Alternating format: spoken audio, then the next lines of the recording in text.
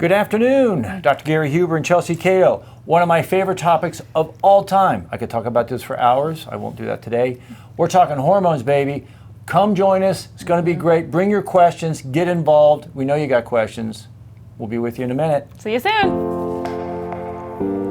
I just marinated it in plastic. We don't like plastic, we like glass. Why do we care about all this plastic? What's the big deal? It's a toxic bomb. Our whole practice is based on getting you to be the best version of yourself. Remove the crappy foods, the wheat, the dairy, the sugar. Everything we do is based in the medical literature and evidence-based medicine. We're going to look at how to get you healthy, not how to get you on medicines, how to get you off medicine. There's a couple of very curious things that CBD oil does, helping people with migraine headaches reduce the frequency and intensity of their headache. People that have ADD or ADHD, anxiety or mood swings or depression. These things can help decrease anxiety and make a child more calm. Lyme has been found from coast to coast. 50% of all counties in the United States have Lyme disease documented.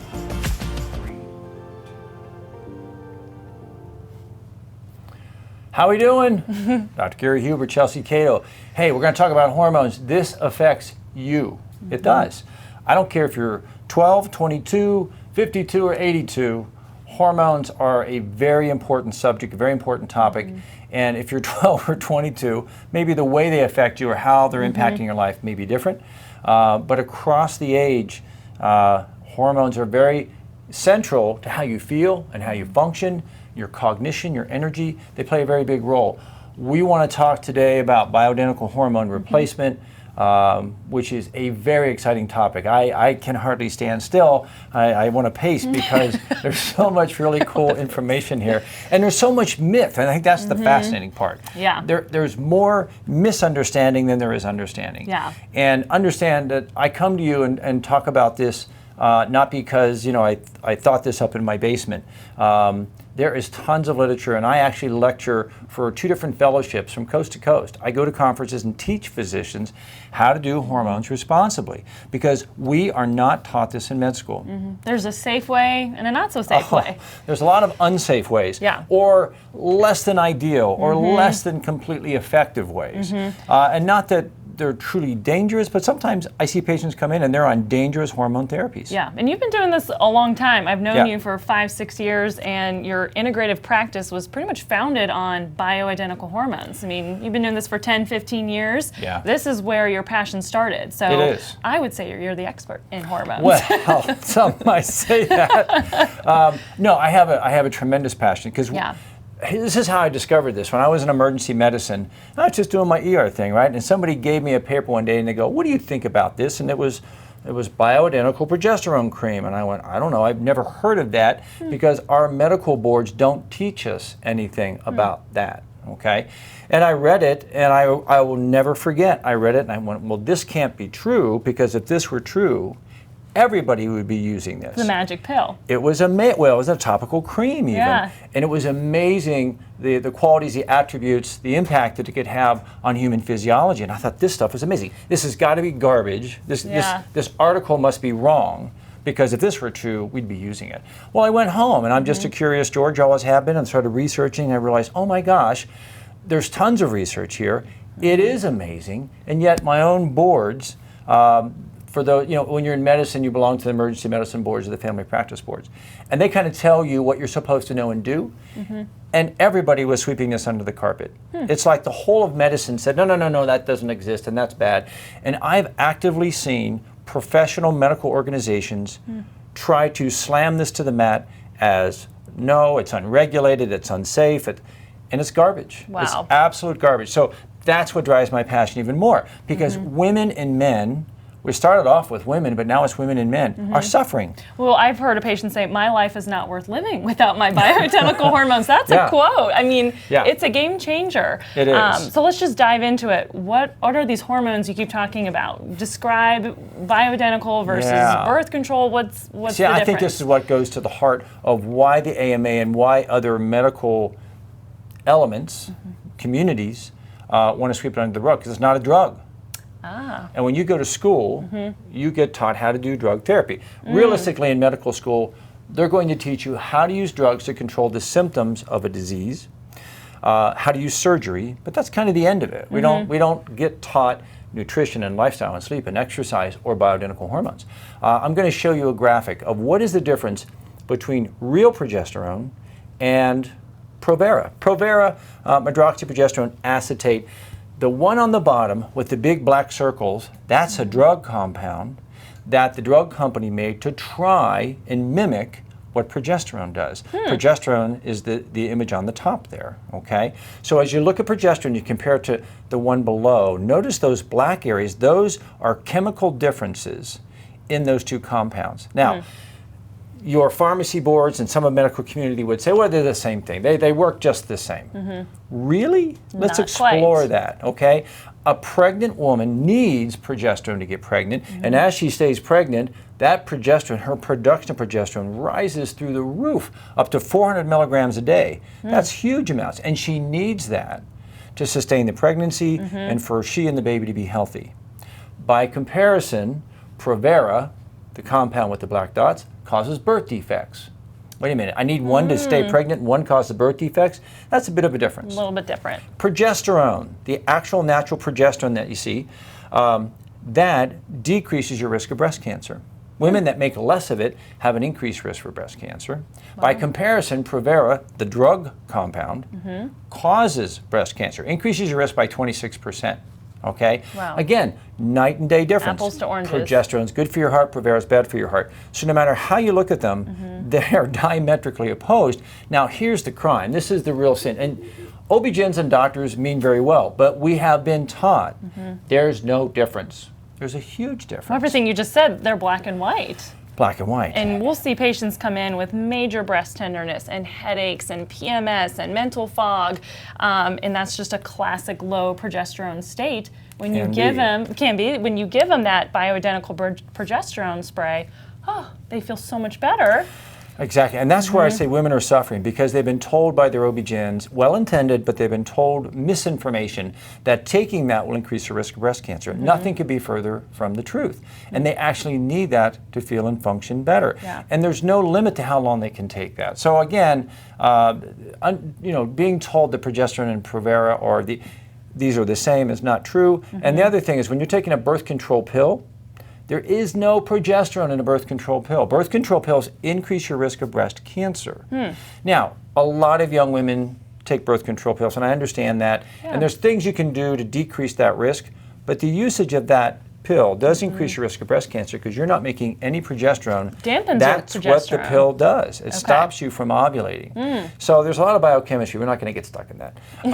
But understand that there's very basic differences that are often not even discussed or explored. So it kind of begs the question, who needs hormones? I mean, what patient, does every patient need hormones that's a female? I mean, who needs these? That's a great question because yes, everybody does, but no, nobody has to. You know what I mean? Okay. Yes and no. So as you go through life, by the time you hit 35, and even women in their 20s and 30s sometimes just don't make enough progesterone. Those are the gals that have PMS and headaches and breast tenderness. Even at age 20 or 30, they may not be making enough progesterone. Most women, though, if they're making estrogen and progesterone every month, they get to around age 35, 38. They're starting down that, that 40 to 50-year slide, that slope. And what happens at that point is estrogen and progesterone production month by month is dropping a little, but progesterone's dropping way faster than estrogen. And so we go into a phase of our life where women are late 30s, early 40s, and they're estrogen dominant. Meaning they have more estrogen than they have progesterone. And that creates its own set of symptoms, such as weight gain, sleep disturbance, mood, irritability, breast tenderness. So those kinds of things can emerge. So could that woman benefit from a low dose of progesterone to try to balance out her hormones? Yeah, she could. She could. Now, as she goes into menopause and all those hormones just go kerplunk, right? Does that woman have to take bioidentical hormones? No. You never have to. Okay. A better question, if I did bioidentical hormones, how would my life be? Would I feel better, function better? Sleep better. Or why should I take them? Okay? Now, why should you take them? If you're at the verge of menopause or in menopause, your risk of heart disease goes up. As soon as you stop making estrogen, your bone density is in jeopardy. Your brain has more estrogen receptors than your uterus. Say that again? Your brain Wow. has more estrogen receptors than your uterus. Wow. And so in medicine, here's another goof we do in medicine. Oh, you've had a hysterectomy? Oh, well then you may need some estrogen, but you don't need progesterone. That's insane. Sorry, but it's insane. Because your brain needs progesterone to be calm, and your bones need, and your breasts need progesterone. And so we're kind of myopic. We say, oh, well, you don't have a uterus, therefore you don't need progesterone, as if there's no other body tissue that needs progesterone. And yet there's lots of your body tissues. In fact, your brain, the level of calm you have, whether you're really anxious or really chill, is dependent upon something in your brain called allopregnenolone. The more of that you have, the more calm you are. The better you deal with stress, the better you sleep. Well, guess what the precursor is to allopregnenolone? Progesterone. And so oftentimes, as women trend toward menopause, they start to notice, my mood's a little less stable, a little more swing, I may be more anxious, I maybe don't sleep as good, I get headaches more often, I'm irritable. And some of that is just progesterone's decreasing, and so the brain doesn't have as much allopregnenolone. So to tell a woman that she doesn't need progesterone at some point in her life because she's had a hysterectomy just isn't true. Yeah. It's just we're not looking at the full spectrum of what progesterone does. Okay. Now, a menopausal woman may say, okay, I'm going to use estrogen. What are the benefits? What's it going to do for me? We always talk about heart, bone, and brain. Women that do estrogen post-menopause reduce their risk of a heart attack by 50%.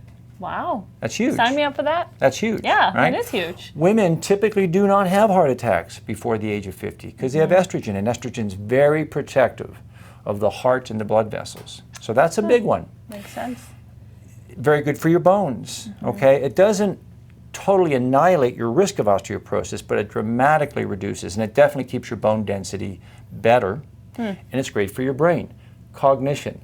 I mean, the women that I treat that are lawyers and doctors and accountants and professionals, or have a career that they rely on their brain to be sharp, they absolutely report a difference when they're using their estrogen versus not. So those are the three biggest reasons that I can say medically: bone, brain, and heart. Okay. All right. But it also helps your blood sugar control, your cholesterol control. It has an impact on weight. It does. When estrogen outpaces progesterone and you're in estrogen dominance, you're more likely to gain weight. So all of these can be reasons. And then, of course, a lot of women start down that path because they're having sweats and flashes. Okay. Typically, a woman who's having sweats and flashes can start to use bioidentical estrogen. Never oral, never ever oral. And why is that? Because now 90% of it's going to get broken down by the liver, and you've created all these metabolites that don't have the benefit of estradiol and do begin to add some potential risk for breast cancer. Okay. Now that leads us into a very interesting question. Cancer. Yeah. The C word we hear often. Fear and panic. I can't do hormones because my doctor said it increased my risk for breast cancer, and my Aunt Tilly had breast cancer. And the reality of it is that estrogen does not cause breast cancer. It doesn't. It's just like cholesterol. Does cholesterol cause heart disease? Sure does not. No. Do firemen cause fires? No. Now, wait a minute. Every time I see a fire, there's a fireman standing right next to it. I'm convinced that firemen cause fires. No way. That's horse pucky, Right. right? And cholesterol does not cause heart disease. It's when we oxidize the cholesterol. It's when we create inflammation. And the same thing with our hormones. Your risk for breast cancer, there are two of, in my view, the biggest risks for breast cancer. If we're overweight, it alters the way that we manage our hormones if we're overweight, because that extra weight makes certain enzymes act a certain way, and it can have a negative influence. When we're overweight, we tend to be inflammatory. We begin to oxidize our estrogen, and that's different. Wow. Okay? Because that's something that you're not doing, right? Anybody who's eating vegetables is not doing, but when we're overweight, we begin to change that dynamic. And the other really big risk factor is plastics. Oh. We measure plastic in your urine. We can look at it and we can see how much is there. And you say, but I don't eat plastic. And we've talked about our kitchen detox video. You do eat plastic. You drink from plastic bottles and Tupperware. So those are two really big risk factors.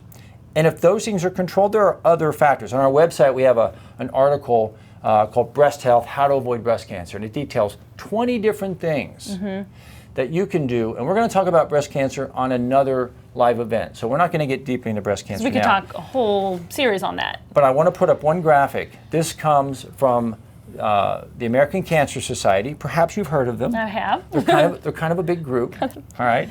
And this is on their website. And when they're asked about estrogen replacement therapy, not drugs, this is directly cut and paste from their website. Estrogen therapy does not increase a woman's risk for breast cancer. In fact, in some subgroups, it decreases the risk, okay?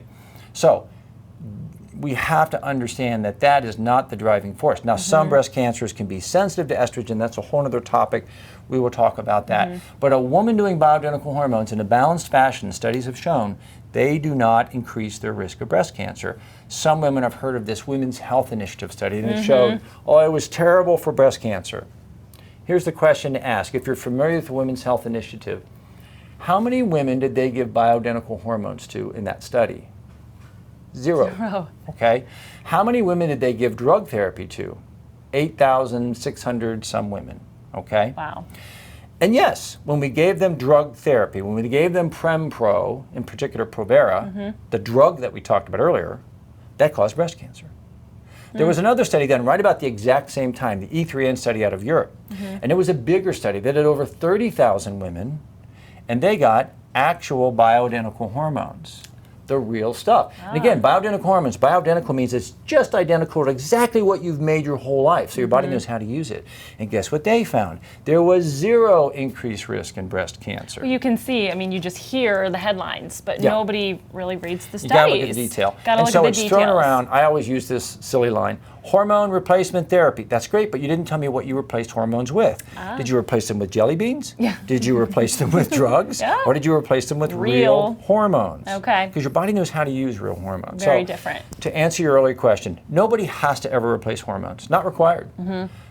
But if you're somebody who wants vitality, who wants to live longer, Quality of life, wants to reduce their risk of disease, you just want to be more vital. There's no reason you shouldn't, couldn't, wouldn't take bioidentical hormones until the day you pass from this earth. Now there's some qualifiers, and we'll get into that. We look at your history and make sure that you're a candidate. But most women are. I think those are the most important salient points. You had some other questions. Well, a lot of my patients will say, you know, if you look at the women 300 years ago, they didn't have bioidentical hormones. You know, why do we need it now? And I think you pretty much detailed the reason why. We're different now. We're living longer. We've got stress. We've got hysterectomies. I mean, it's totally different. And so quality of life comes in play. If you're 85 years old and do you want to be playing golf or in the nursing home? I mean, so excellent point. You know, I just get that question all the time. You know, well, why did we not have to do this? And you're saying I need it now. Well, like you said, you don't have to. Right. But it always comes down to a woman's individual choice. But I think where we've been unfair as a medical community, where we have been unfair to women, is we haven't given you the information with which to make a good choice, right? We haven't educated you on what they are and what they aren't. And that's because doctors ourselves have not been educated. There are fellowships, and I teach in those fellowships. There are fellowships that teach doctors how to do this intelligently. But the vast majority of OB-GYNs and docs in this country don't know.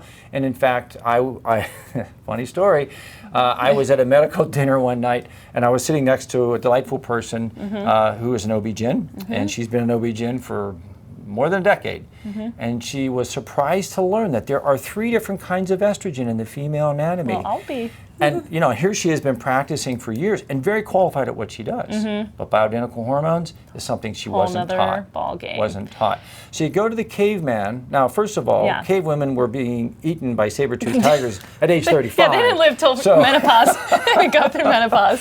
And no woman has to. But again, the question becomes, if I don't do hormones, then I am accepting some increased risk. And I've worked with you a long time. Every time you see a new patient and you feel like they could benefit from bioidentical hormone, you always say, you know, listen, here's the facts. Think about it. Read my articles. Yes. You know, come back to me later. You never push this as you've got to do this or else I'm not. I mean, you're very open to other options for them. Because I think it's a woman's choice. Yeah. And I think the last thing a woman needs is to feel rushed or pressured. And so I tell them, hey, I'm just an education machine. I'm going to give you some details, and I'm going to help you walk through the decision making, but at the end of the day, you're driving the bus. I'm just here to service what needs you want. And I have had patients that look at me and go, I don't know, I'm still really nervous about this. I tell them, please don't do hormones. I never want you putting on your hormone cream and cringing and going, oh, I hope this is okay. Yeah. You know, it has to be something that's driven by the woman. It's her choice, and I'm just there to make sure that it's done properly, safely, and effectively. Yep. So if a patient does want to come in, do you test for hormones? Do you do blood tests? What does it look like if a hormone patient is interested in starting with you? What does that look like? It depends on the age of the patient, because, you know, some women, even at age 20, 30, are having PMS and hormonal issues. We may use a low dose of progesterone only, no estrogen. You don't, if you're having a menstrual cycle, you don't need estrogen. Period. Got it. Period. But you know, so you may need a little progesterone. So we measure. We can measure blood in a woman that's actively cycling.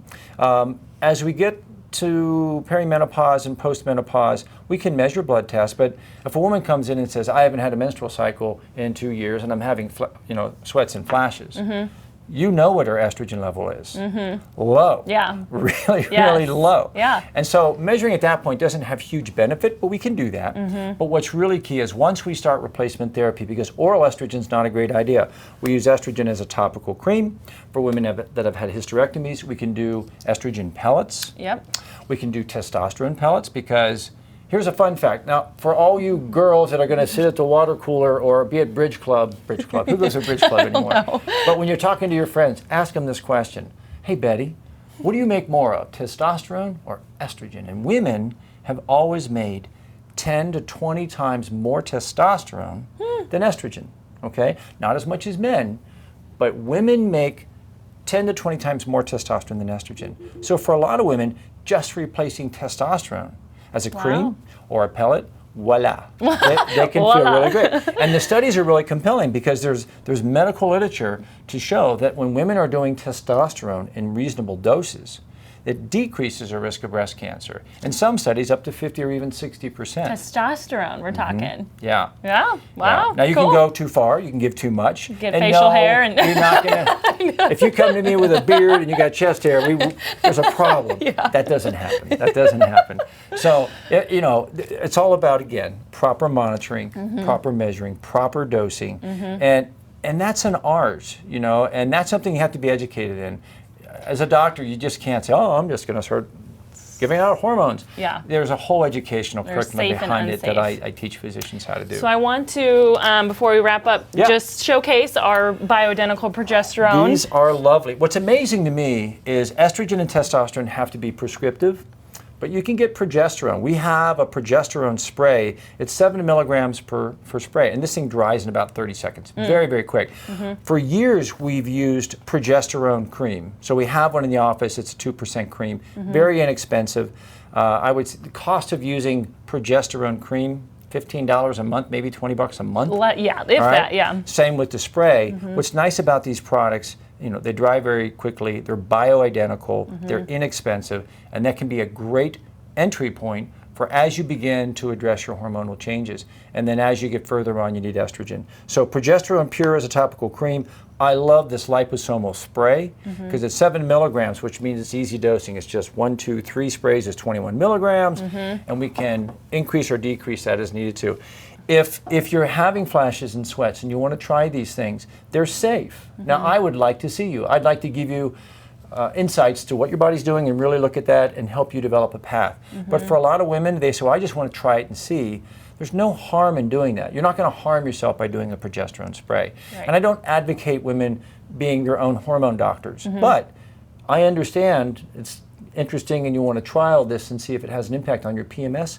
A couple of sprays of progesterone days 14 through 25 year cycle can be very important at changing your experience, and we carry these things. In fact, if you're interested in these things, we're having 15% off our normal price. Just mention that you saw this video, and when you mention it, tell them, and I'd like to set an appointment to talk with Chelsea about my diet and talk to me about your hormones, and we'll really take good care of that whole element. If you do want to come see us, we're going to put up a phone number here for us. Our website is huberpm.com. I should have put that on there. But our phone number is 924-5300. And again, if you're interested, just interested, call the office and set an appointment that we can sit down and look at where you are in your hormonal situation and make some significant improvements in the quality of your life. If you're having sweats and flashes, you don't have to. It's a choice. If you like them, fine, but most women don't like them. And there are some videos on our website.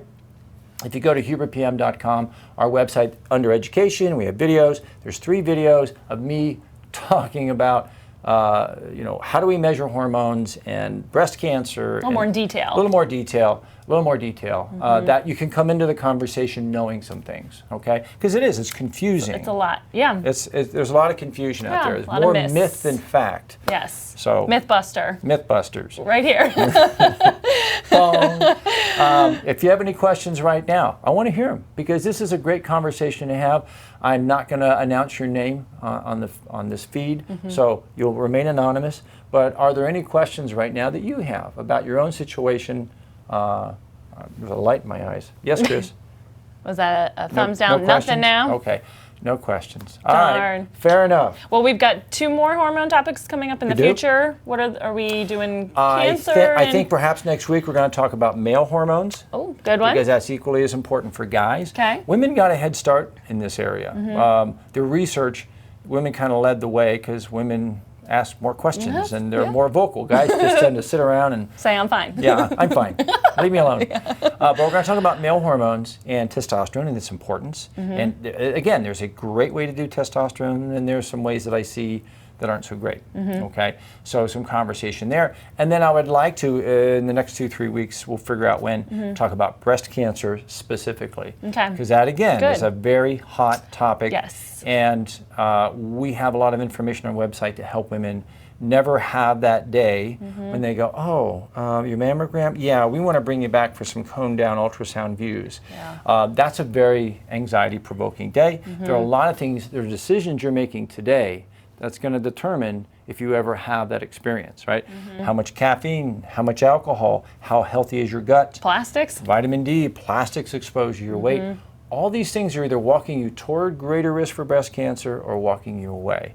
And those very elements are hugely powerful at reducing your risk. Okay? Okay. All right. All right, well, that wraps us up. If you come up with a question and you're too shy to say it now, send it to us. We're happy to engage in that and offer you some insights.